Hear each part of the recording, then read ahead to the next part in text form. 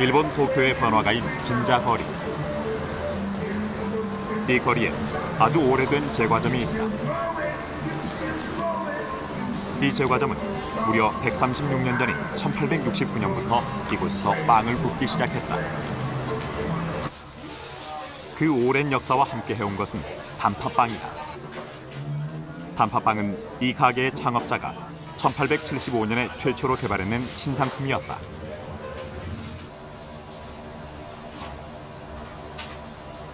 그는 서양인들이 먹는 빵을 일본에 보급하려고 일본인들이 좋아하는 단팥을 빵 속에 넣어보았고 7년간의 시행착오 끝에 단팥빵을 탄생시켰다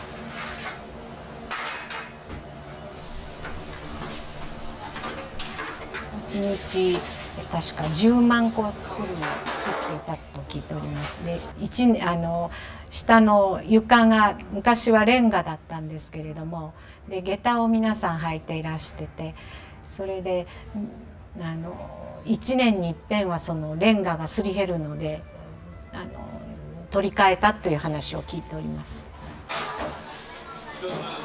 원래 빵을 먹지 않았던 일본인들은 단팥빵을 계기로 서양의 빵 맛에 익숙해졌고 더불어 서구화된 식생활도 일본의 것으로 정착해갔다.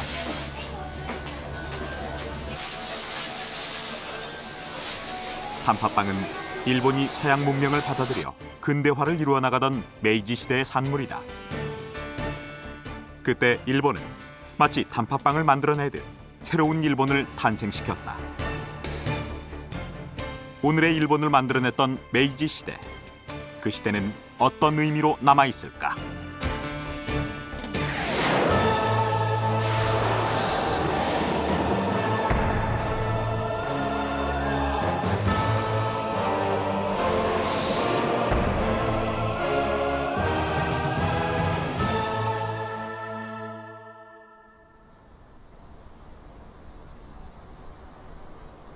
일본 에히메현 마쓰야마시. 옛 일본의 문화유산이 남아있는 관광도시다. 마쓰야마시는 얼마 전부터 약 50만 인구의 이 도시를 대대적으로 개조하기 시작했다. 이른바 메이지 마을 만들기 사업이다. 현재 시청 건물 뒤편에서는 이 사업에서 가장 중요한 건물을 짓고 있다.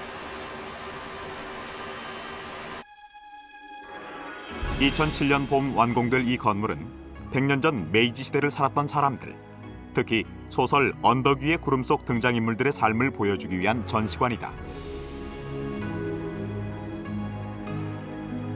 언덕 위의 구름은 일본의 국민 작가 시바 료타로의 작품이다. 1974년 처음 발간된 이래 지금까지 약 1600만 부가 팔린 일본 최고의 스테디셀러다. 明治という時代、初めて日本人が国民という意識を持った、時代ですね。そして、近代化、日本の近代化に立ち向かう明治の人々、そしてその時代、そしてその世界はどうであったのかということを描いた作品なんですね。 시바 료타로는 러일 전쟁의 기억을 역사로 남기기 위해 언덕 위에 구름을 썼다. 소설은 68년 4월부터 4년에 걸쳐 산케이 신문에 연재됐다. 이 방대한 이야기를 끌어가는 것은 세 사람의 주인공이다. 실존 인물로 러일 전쟁에 참전한 아키야마 요시후루, 아키야마 사네유키 형제와 시인 마사오카 시키가 그들이다.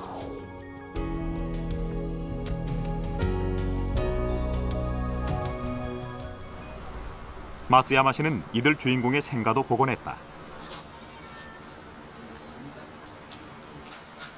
그들이 이러한 사업을 통해 메이지 시대를 되살려내고 있는 것은 오늘의 일본과 일본인들이 다시 한번 그때처럼 하나의 목표를 향해 올라가 보자는 취지에서다. その雲の先に何があるかっていうと、司馬遼太郎は大変なものが待ってるっていうことを匂わせてるんですけど、そこはまあ別にしてね、とにかく坂の上に雲があって、それを目指して日本が上がっていった。上り詰めたところは日露戦争だった。そういうので今の生きてる時代と当時の時代と重ね合わせてね、ぱり明治の日本はすごかったなと思ったのが日本人の読者の反応です。 마스야마 씨는 다양한 홍보 활동을 통해 이 사업의 취지를 시민들에게 알렸다. 시민들은 기대 이상으로 호응해 주었고 시에서 발행한 마을 만들기 채권을 통해 사업에 필요한 자금을 적극 지원하고 있다.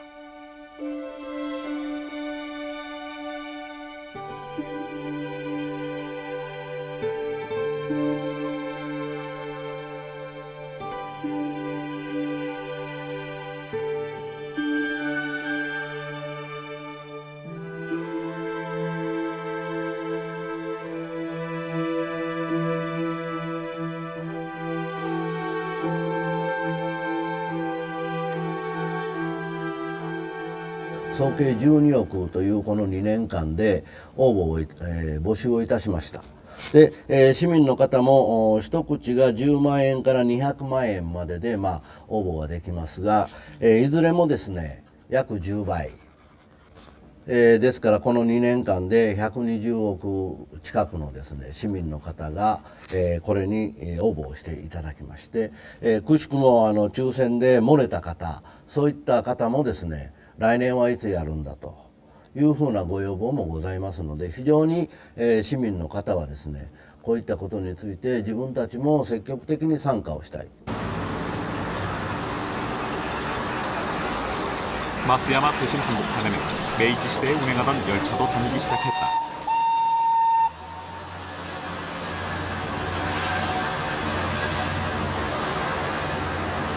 연간 약 500만 명의 관광객이 마스야마를 찾는다. 사업의 총 경비 90억 엔 중 40%는 일본 정부가 지원한다. 이 모든 관심 속에서 일본의 한 도시에 100년 전 메이지가 부활하고 있다.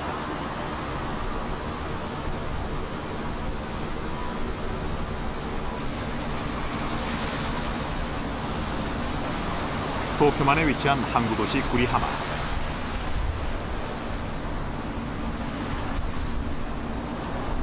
지난 7월 이곳에서 축제가 벌어졌다. 약 150년 전인 1853년 미국의 페리 제독이 이 마을에 최초로 상륙해 일본을 개항시킨 사건을 기념하는 축제다.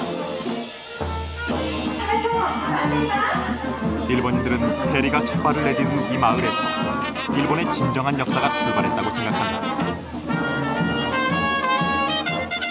これはやはり日本の長かった鎖国時代を幕開けの、いわゆる礎となった方ですので、やっぱり高く評価すると思いますね。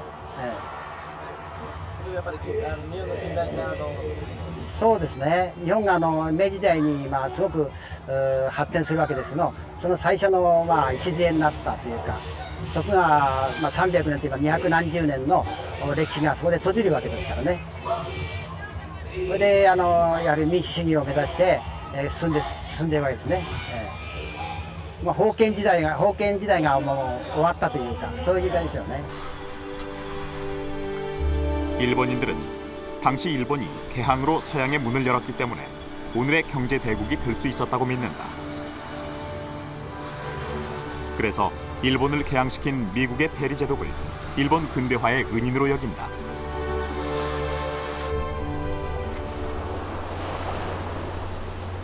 (1854년) 페리는 대포로 무장한 7척의 군함들을 이끌고 일본 해안에 나타났다.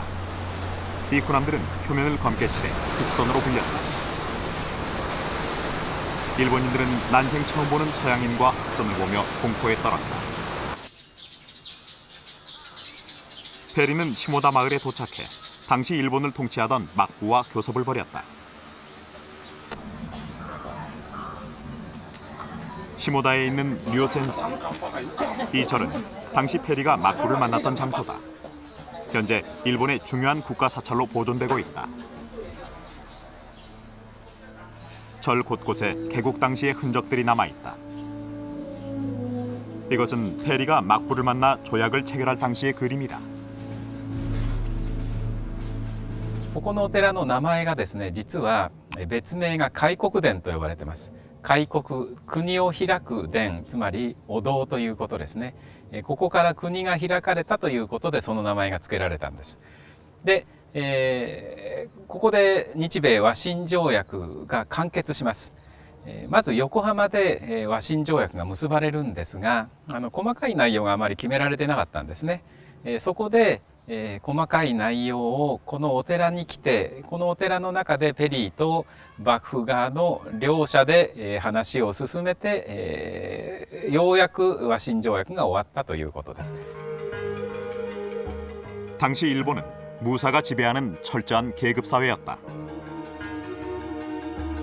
막부는 16세기 이후 250년 동안 서양의 문을 닫아 걸고 쇄국 정책을 고집했다. 통제된 일본 사회에 페리의 출현은 엄청난 파문을 일으켰다. 사람들은 서양에 대한 불안과 공포, 추측과 호기심으로 페리의 얼굴을 그렸다. 実際ペリーの顔を見たことのある人は少ないと思います。ただ日本中にペリーというアメリカの偉い人が来たということで、それが全国に噂が広がるんです。ただ実際の顔を見たことがないものですから、噂話とか、想像で描くといろんな絵が後ろにあるようないろんな絵になっているわけです。ただこれは下田とか横浜だけではなくて、京都大阪を含めてですね、全国的にこういう絵が出回ったようです。 2004년 시모다에서는 미국과 일본이 조약을 맺은 지 150주년이 된 것을 기념하는 행사가 열렸다. 이곳에서 미일 관계의 불씨가 점화된 것을 축하하고 더욱 돈독한 관계를 다짐한다. 1854年の日米和親条約調印から150周年にあたるこの年は、日米両国の強い関係を祝う時である。1853年にマシュー・ペリー提督は、偉大な我々二国間に通商関係を樹立するため日本に向けて出港した。今日、日米両国は揺るぎない関係とパートナーシップを確立し、平和と繁栄を促進している。アメリカは深く永続的な友好に対し、日本国民に感謝するものである。アメリカ合衆国大統領ジョージ・ブッシュ。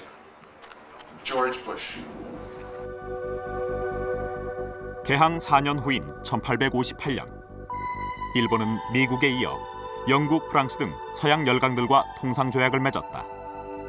그것은 명백한 불평등 조약이어서 강한 반발을 불러왔다. 今言ったように1858年からあとは朝廷中心に日本が外国に対抗する強い国を作んなきゃいかんということで国内の合意が出てきました。それが日本史でいう尊王攘夷とか攘夷主義という、ヨーロッパ的な歴史学の概念だとナショナリズムの日本的な表れだと私は思ってるんですが、このような動きで非常に強い国内の反発力が出てくる。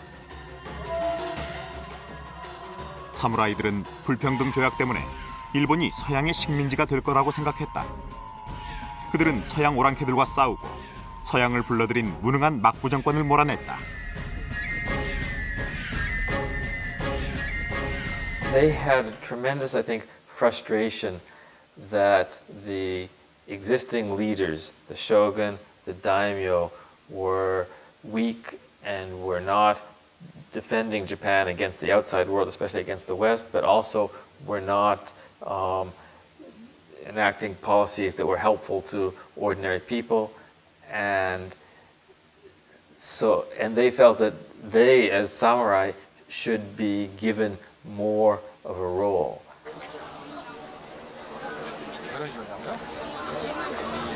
일본인들에게 메이지 천황은 일본을 상징하는 존재이자 숭배의 대상이다. 그러나 메이지 혁명 이전까지 일본인들은 천황이 누구인지도 몰랐다. 그때까지 천황은 700년 동안 교토의 황거에 갇혀있던 존재였다.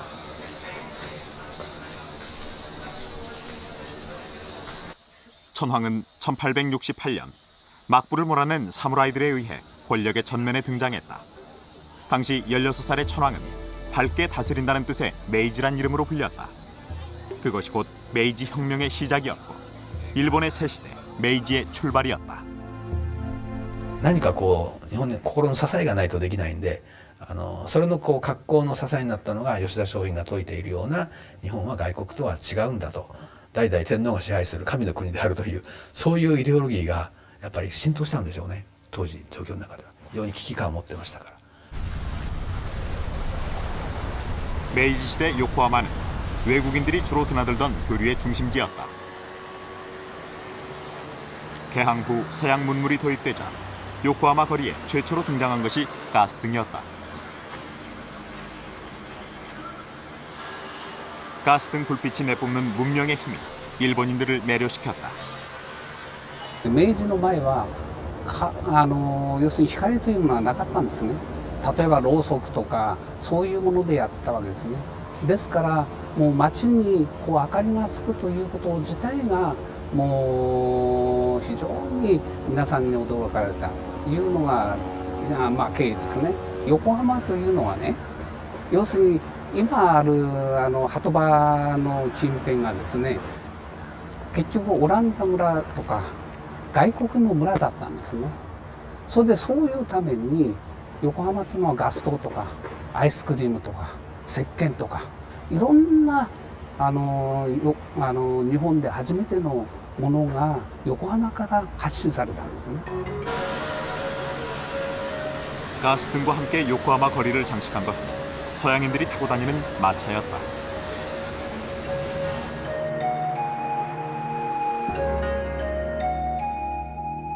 마차가 요코하마의 새로운 운송수단이 되면서 요코하마 거리는 마치 유럽의 한 도시를 옮겨놓은 듯 빠르게 변신해갔다. 변화는 일본 전역으로 확산됐다. 메이지 정부는 이른바 문명 개화라는 슬로건을 내걸고 일본의 변화를 앞장서서 이끌었다. 일본은 점차 서양 문명으로 새롭게 단장하기 시작했다.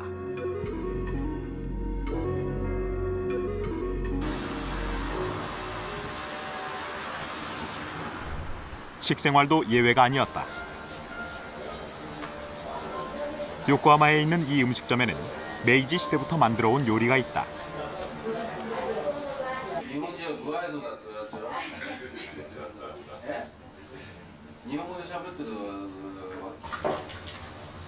쇠고기에 된장을 발라 끓여 먹는 일종의 전골 요리, 미소나베다.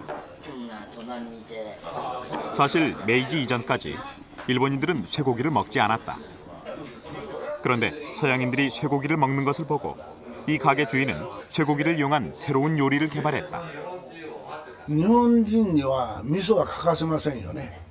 お肉と食べなくてもお味噌汁っていうのがあるんですよ。味噌を溶いて、それに似たお味噌、それと同じお味噌で牛肉をいただくということに醍醐味があるんでしょ。 요리는 개발됐으나 당시 일본에서 육식은 일종의 금기였기 때문에 숨어서 미소나베를 먹어야 했다. 그런데 메이지 5년 천황이 나서서 육식을 권했다. 明治天皇は日本人の体格が外国人に比べて貧弱であったことを危惧して、そして自らこの牛肉を召し上がってこれからの日本人の体力をつける元としてはとてもいい栄養素をたくさん含んでいるということでお肉を食べるように日本人にも奨励したということです。そこからだんだん徐々に、一般庶民にも牛肉を食べる習慣が広まっていったということです。 그 후 미소나베는 일본의 새로운 전통 음식으로 자리 잡게 됐다. 메이지 시대, 일본에는 문명 개화를 주도했던 지식인들이 있었다. 그 대표적 인물이 후쿠자와 유키치다. 그는 시사신보를 만들어 자신의 사상을 알렸다. 그 사상의 핵심은 타라론, 곧 일본은 아시아를 벗어나 서양을 닮아야 한다는 것으로 조선을 비롯한 대륙 침략의 근거가 된 이론이었다.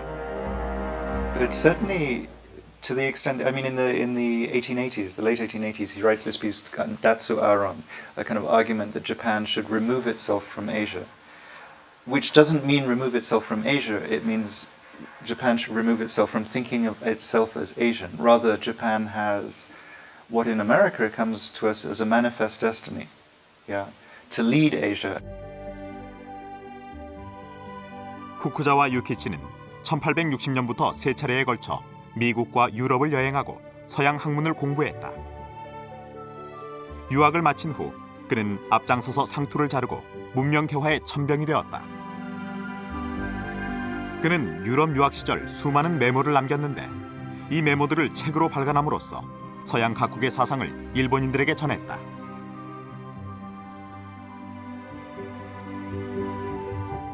특히 1867년 발간한 서양 사정은 나오자마자 베스트셀러가 된 책이다. 그는 이 책을 통해 일본인들에게 서양식으로 먹고 입는 법을 가르쳤고 서양의 관습과 도덕관까지 소개했다. 동시에 이 모든 것들을 받아들여야만 한다고 주장했다. 福沢諭吉はもうとにかく西洋の技術とか文明というものはこれはやっぱすごいと、これはもう学び取らないと日本はどんどん遅れてしまうし、下手すると向こうの植民地になるということで、もうとにかく西洋の文明を取り入れようと、もう前傾姿勢でもそういうその福沢諭吉っていう人は西洋の文明をとにかく取り入れようという考え方でした。 그는 서구 학문을 가르치기 위해 학교를 세웠다. 후일 게이오 대학으로 발전한 이 학교에서 후쿠자와는 수많은 제자를 배출해냈다.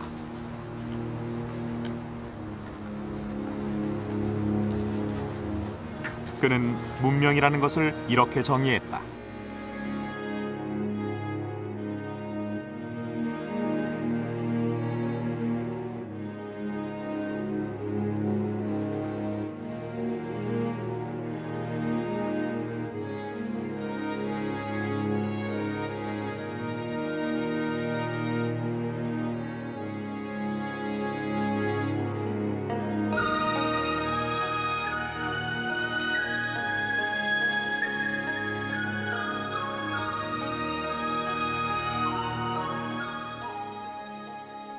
후쿠자와의 사상을 메이지 일본에 실현시킨 1등 공신은 이와쿠라 사절단이다. 여기엔 메이지 혁명을 주도한 핵심 세력들이 대거 포함돼 있었다. It was a very big mission, a very big project.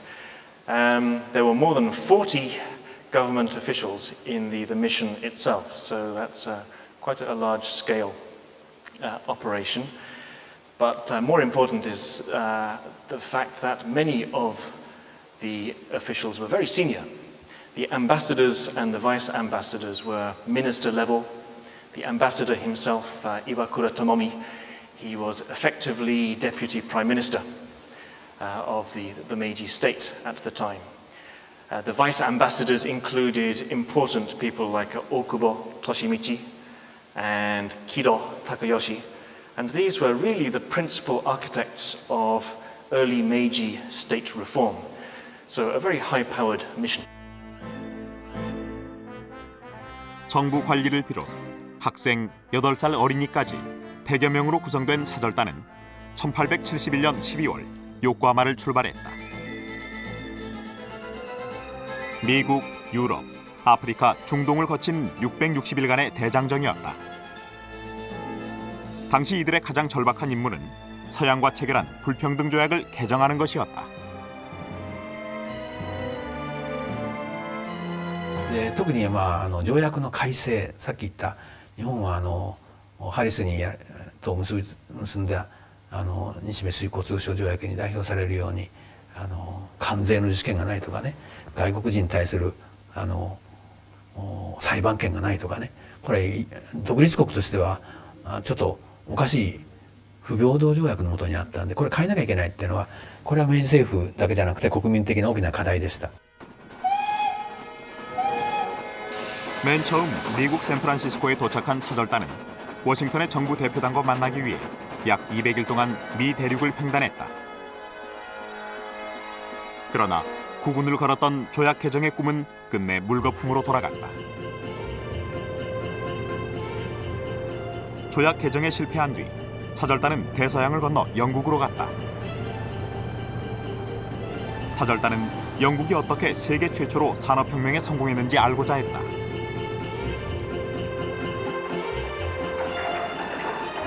당시 영국은 온 나라가 거대한 공장이었다.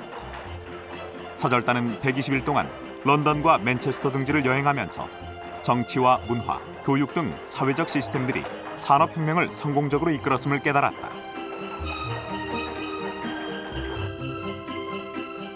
특히 영국은 막강한 해군력을 자랑하고 있었다. 해군은 영국이 세계 각국의 식민지를 개척해온 원동력이었다. 그것은 또한 영국과 마찬가지로 자원이 부족한 섬나라 일본에 중요한 메시지를 던지고 있었다. 사절단은 영국이 이룩한 모든 것에 감탄했다. Especially transport. 5 years before the mission arrives, the first underground train is put in London. And so they talk about the rattling beneath the floor. And it's not just technology, of course, it's how technology relates to social things, how it relates to education, what kind of human beings you need in order to produce these things. So under the rubric of seeking knowledge throughout the world, they're interested in all aspects of Western society, Western, of course. And they're kind of picking and choosing. They're investigating political institutions, social institutions, schools, technology, and so on. They're interested in everything. 이와쿠라 사절단은 영국 외에도 프랑스, 독일을 비롯한 유럽 10개국을 돌아보며 방대한 서구 문명을 체험했다.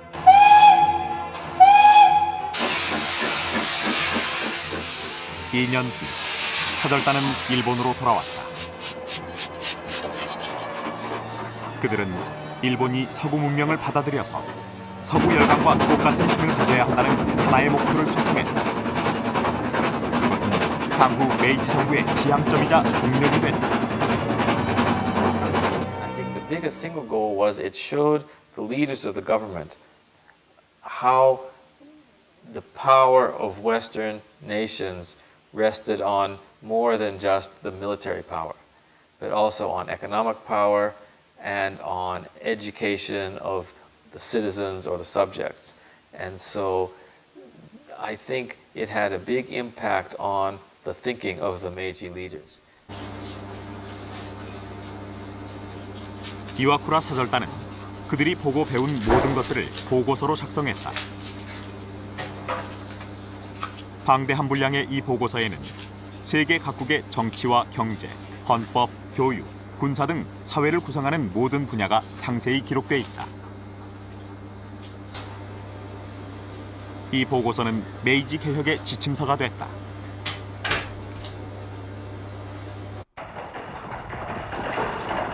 일본인들은 정부가 주도하는 대로 일사불란하게 움직였다. 전통을 버리고 새로운 체제와 관습에 적응하기란 쉽지 않았으나 그때 그들은 새로운 일본을 건설하고 있다는 자부심에 가득 차 있었다. Britain, the United States, France, they saw that they each had different strengths and weaknesses. 130 years ago or so, Prussia, Germany was very strong militarily, and so they looked to the Prussian model for their army. French law had a very high reputation. America had a very high reputation for pioneering and expanding uncultivated frontier regions. 부유한 나라와 강한 군대, 곧 부국 강병이 메이지 정부의 새로운 슬로건으로 떠올랐다. 부국 강병을 달성하기 위해 정부가 가장 먼저 착수한 사업은 철도망 건설이었다.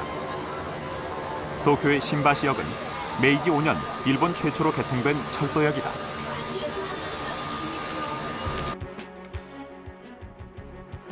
그러나 메이지 초기만 해도 일본은 철도를 만들 기술이 없었다. 열차도 영국에서 수입한 것을 사용했다.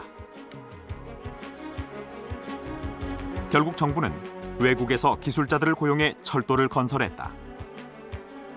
철도 외에도 각 분야마다 정부가 고용한 외국인 기술자들이 있었다. The Yatoi were paid at the same level as a cabinet minister, and there were thousands of them. So it was a tremendous burden on the government. And when they started to have fiscal problems in the early 1880s, the government decided to send them home. But it seems that they were there long enough to teach the first generation of their students, who then kind of carried forward after them. 일본 최초로 도쿄와 요코하마를 잇는 철도가 개통된 것은 1872년 12월. 천황까지 행차해 이 역사적인 순간을 기념했다. 철도는 산업을 일으킬 근간이었다. 기술력을 확보한 일본은 일본 전역에 철도를 놓기 시작했다. 1872년 최초의 노선이 개통된 이후 메이지 시대가 끝날 때까지 정부와 민간 기업들은 총 9천여 킬로미터에 달하는 방대한 철도를 건설했다.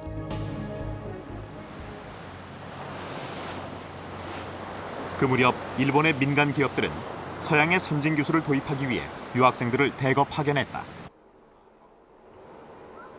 그들 중엔 영국 산업혁명의 발원지인 맨체스터로 파견된 이도 있었다.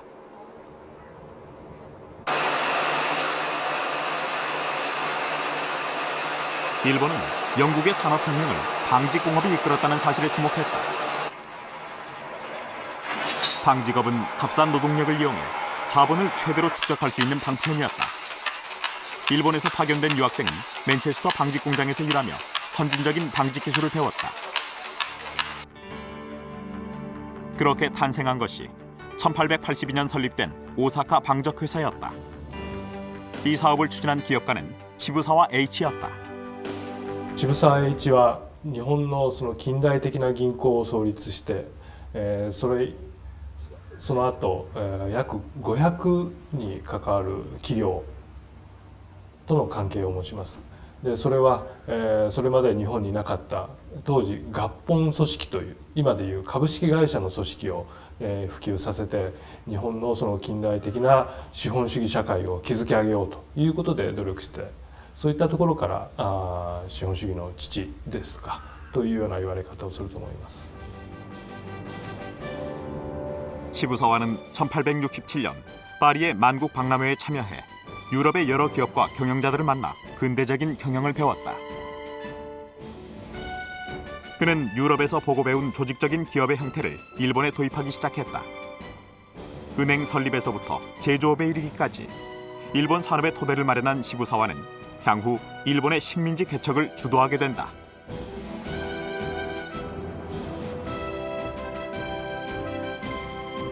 いい意味でも悪い意味でも日本の産業革命のスタートを作った人だというふうに思います。ただ帝国主義化の関係でいうと渋沢は朝鮮経営韓国を支配していくためにやっぱり資本の輸出をしなきゃいけない。特に金融と鉄道をですね抑えるべきだっていう考えなんですね。で第一国立銀行っていうのがありますからこれが韓国に支店をどんどん作りましてねソウルとかねプサンとかね韓国に対する資本輸出をやった張本人です。ですからまあそういう意味で言うと日本の帝国主義的なエクスパンション膨張の担当者でもあったんですね。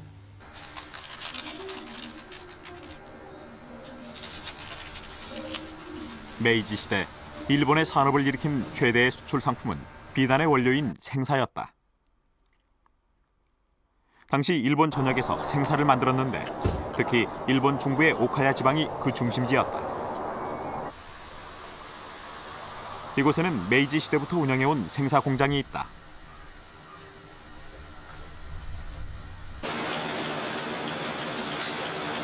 이 공장은 메이지 8년이던 1875년 창업해 지금도 그때 방식으로 생사를 만들고 있다.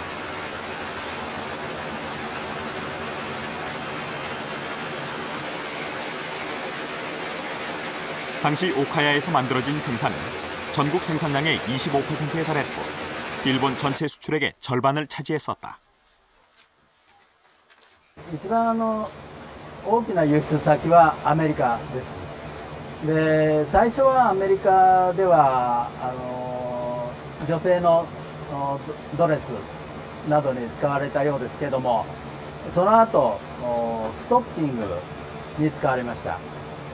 でストッキングに使われたということはその生糸の品質が非常にこう糸が均一でないとストッキングの品質に直接響くもんですから、その辺が非常に製糸の技術としては大変だったと言われてます。 미야사카를 비롯한 수많은 제사 공장들이 생사를 만들어 미국과 유럽으로 수출했다. 그렇게 벌어들인 자본은 메이지 20년 한창 산업을 일구고 있던 1880년대 일본 경제의 밑거름이 돼주었다.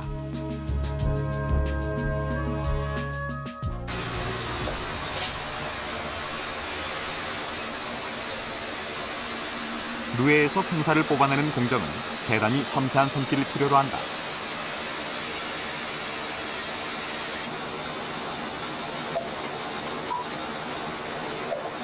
작업의 대부분은 값싼 임금을 받는 여공들의 손에 의존해야만 했고, 일본은 임금이 비싼 미국과 유럽 시장에서 경쟁력을 얻을 수 있었다. 하지만 수출 단가를 낮추기 위해서는 또 다른 것이 필요했다. 特に生糸の値段ってのは上がったり下がったりするもんですから、横浜の生糸の値段、輸出生糸の値段が高い時にはもうどんどん作って売ればうんと儲かるというので、生糸の工場主は1日に15時間とか16時間とか場合によっては17時間、それくらい長い時間を受講さんに働かせて生糸を作らせたということが記録に残っております。 정부의 저고가 정책과 막대한 세금을 견디지 못한 농촌 여성들이 도시로 몰려들었다. 메이지 시대, 방직업을 비롯한 산업 전반에 여공들이 존재했다.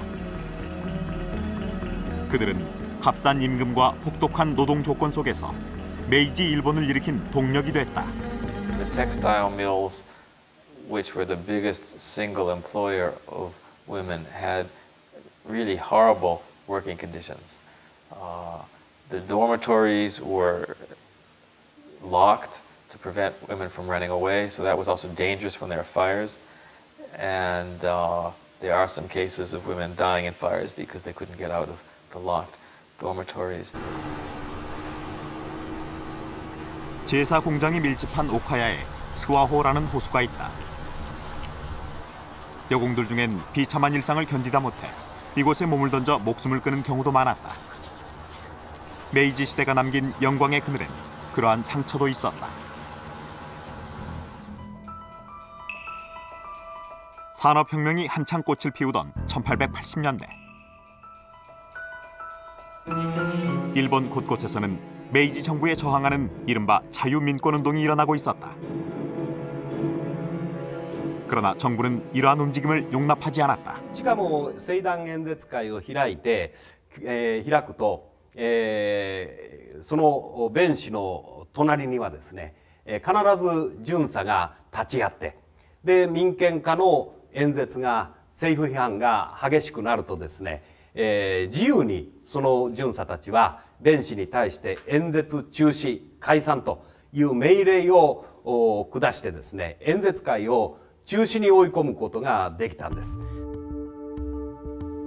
감시를 피해 술집에서 연설회를 하기도 했으나 경찰은 정부를 비판하는 유인물을 갖고 있다는 이유만으로 그들을 연행해 갔다. 민권운동을 주도한 운동가들이 도쿄 황거에서 12km 밖으로 추방되기도 했다. 정부를 비판하는 언론은 발행 금지 처분을 내렸다. 정부의 집요한 폭압에 저항하기 위해 기발한 방식이 등장하기도 했다.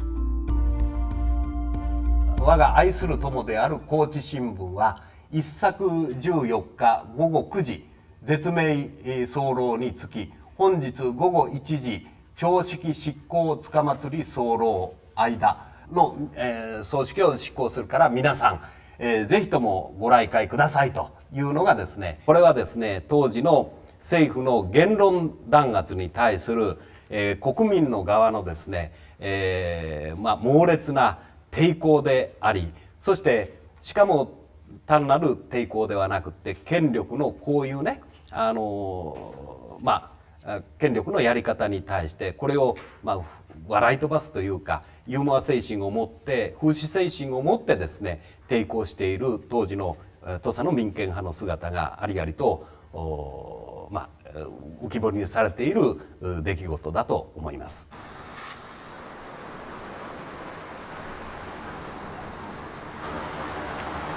도쿄의 긴자거리. 메이지 시대에 형성된 이 거리는 일본의 풍요와 경제력의 상징이다. 이 거리의 수많은 상점들 중엔 18세기 에도 시대부터 이곳에서 옷감을 판매해온 상점도 있다. 에치고야 포목점은 1755년 창업돼 올해로 250주년이 됐다. 銀座というのはその名前は江戸時代に銀貨を作っていた工場の名前になります。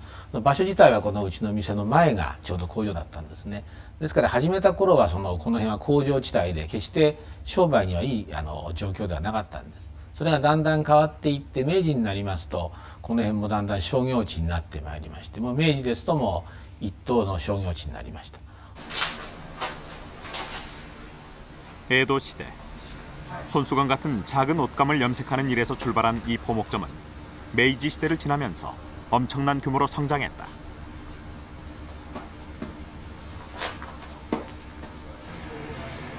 그것은 비단 에치고야 포목점의 경우만은 아니었다.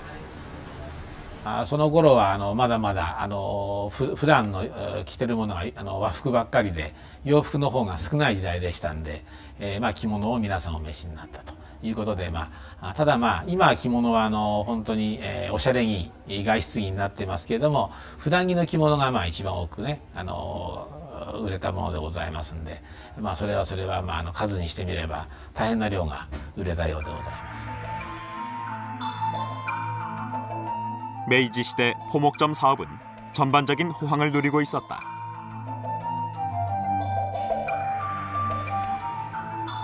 성공한 포목점들 중엔 옷감을 팔아서 벌어들인 자본금으로 기업을 일으킨 경우도 있었다.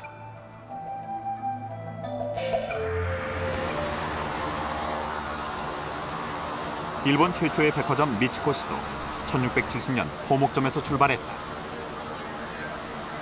미치코시 백화점은 일본 최대 재벌인 미쓰이 계열이다. 미쓰이가는 300년 동안의 거래 장부들을 보관해왔다. 에도 시대부터 미쓰이는 정부를 상대로 자금 운용을 해서 자본금을 불려나갔다. 江戸時代にもうすでに三井は金融の事業も一緒にやっていたんですね。つまり商業のこういうスーパーマーケットの仕事と、それから金融銀行業ですねをしていて、その銀行業も非常に大きくて、その時の幕府江戸の武士の政府ですね、武士の政府の仕事をもう引き受けたんです。ですからもうある意味では現在の日本銀行のような役割をもうすでにしてたんですね。ですから明治時代になっても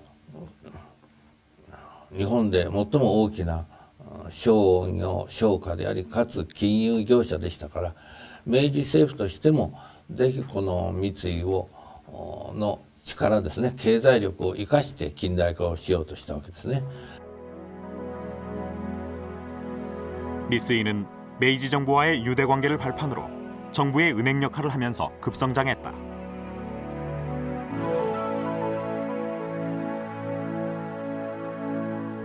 메이지 정부가 지원한 미쓰이 물산은 설립 30년 만에 세계에서 손꼽히는 무역회사로 성장했다.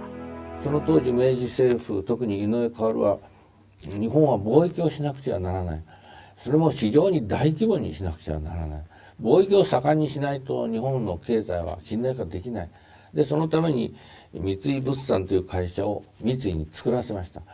やっぱり政府と財閥がどうしても結びつくんですね。政府から見るとそういう民間の非常な有力なグループが近代化の政策に賛成して協力してもらいたいんですね。また財閥の方からしても非常に発展するためには政府に協力せざるを得ないんですね。 메이지 정부는 정치와 경제, 군사 등 모든 분야에서 힘을 얻어갔다. 이러한 정부와의 연계를 발판으로 작은 포목점에서 출발한 미쓰이는 일본 굴지의 재벌 기업으로 성장할 수 있었다.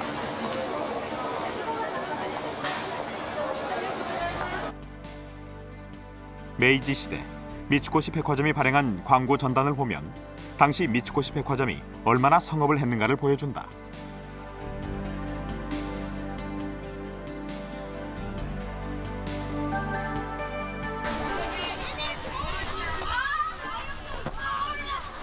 나가노 현에 있는 가이치 학교.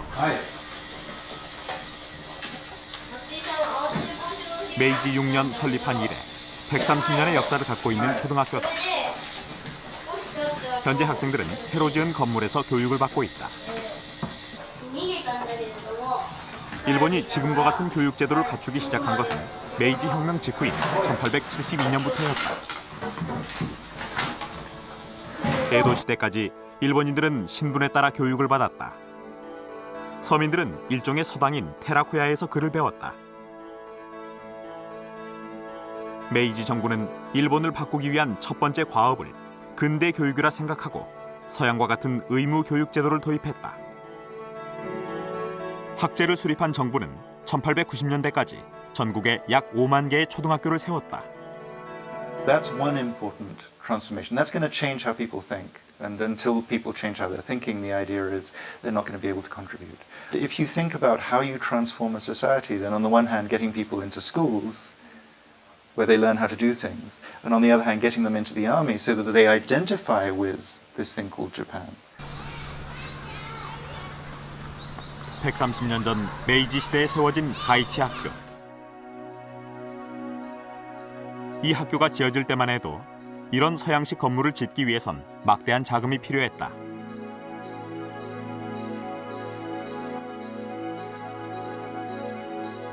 그런데 가이치 학교의 설립 자금을 댄 것은 주민들이었다. 새로운 시대의 교육에 대한 기대와 열의로 학교 설립 자금의 70%가 모였다.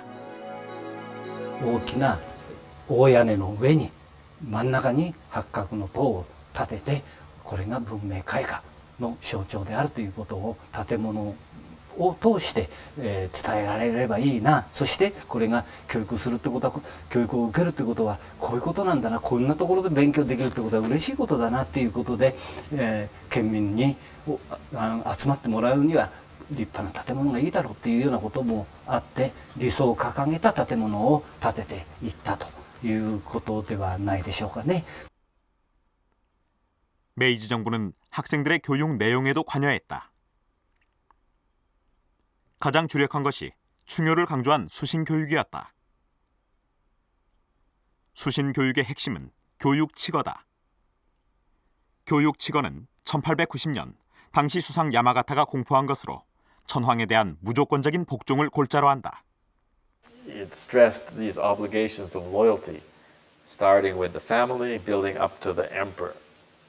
And willingness to die for the country was one of the core points. 国民のものの考え方を天皇中心的な考え方にするために出されたやつです。これが学校教育を全て縛っていきます。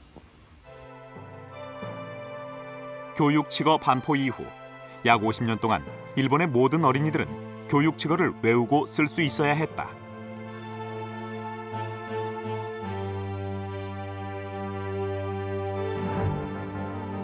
그 무렵 메이지 정부는 서양 제국들의 체제를 모델로 헌법을 제정하고 의회를 개설하여 근대 국가의 형태를 갖추었다.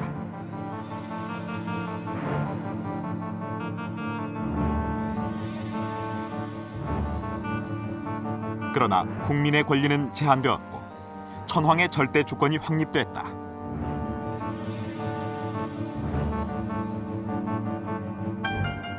例えば日本が憲法を作った場合のモデルはプロシア、ドイツですね。これはヨーロッパの先進国の中でもややこうなんて言いますか民主化の度合いが低いといいますか、そういう国づくりをやった国ですね。でその国をモデルにして日本の政治っていうのは形ができてきたわけで、そこにはいろんな問題がはらまれていまして、その結果が例えば戦争という形にもなっていったと私は理解しています。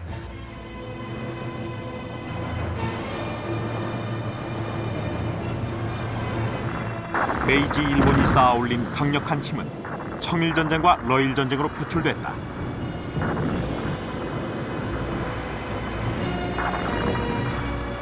日清戦争の次に清国の次にロシアに勝った。こうなると私はもう逆戻りできる。日本は大陸国家だ。大陸に軍事的なヘゲモニーを握らないと日本が生きれないという社会が私は天皇制社会になってきた。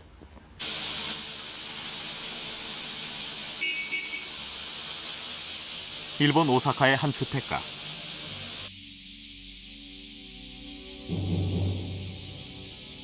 일본에서 최초로 만들어진 이 묘지는 메이지 시대 전사자들을 안장해 놓은 육군 묘지다.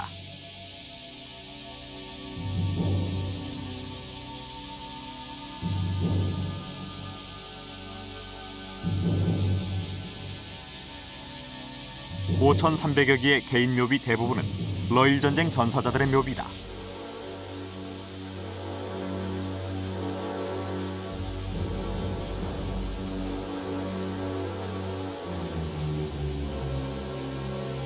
その時に彼は外国のことを考える、外国のやっつけられる人たちのことをですね、どこまで考えることはできたんだろうかと。あんまりそれを考えると、つまり、敵の、人物についての、ヒューマニズムっていうんですかね、そういうものを考慮しておきますと、なかなか攻撃をしていくことはできないと。そういう意味ではこれは日本軍が外国に対して行った侵略とかね、抑圧とかという行動の一つの記念碑でもある、加害の歴史を語るものでもあるのかなと。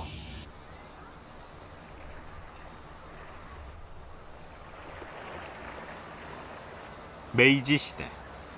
일본은 서양이 수백 년에 걸쳐 이룬 근대화를 단 50년 만에 이룩했다.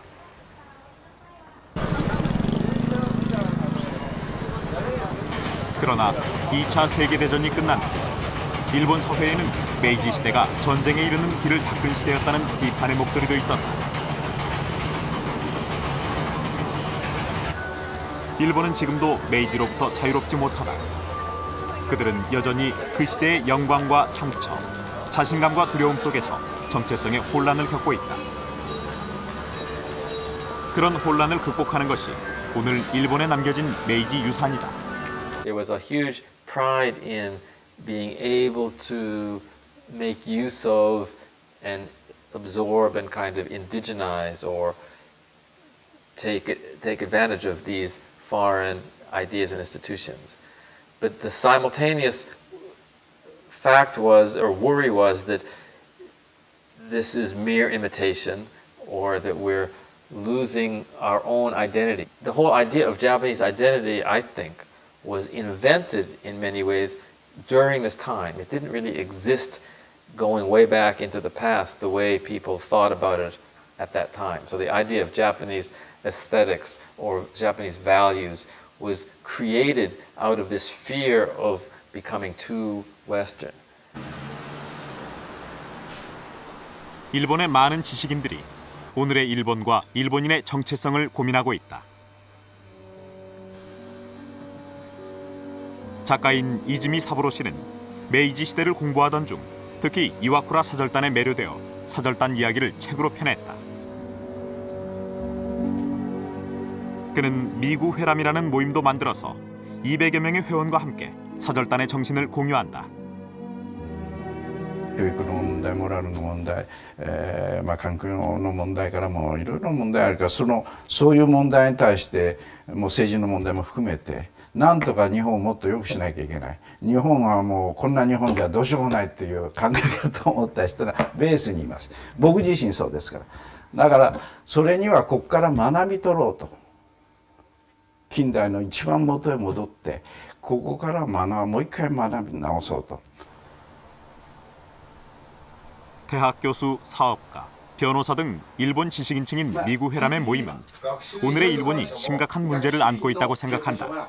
もちろん国定教科書だろうけれども、学習で行われている教育は趣味の教育。岩倉使節団の中で世界に渡っていた人たちはそこの世界を見て、よし日本を何とかしようという志を持って帰ってきて、もちろんそういう使命感とか志とかっていったものを、時代のせいにするわけではないけれども、我々はそこまで持っていないのかもしれないというふうに思います。君日本人だね、君日本人のアイデンティティは何だねって聞くと、これ 100% 答えられないですね。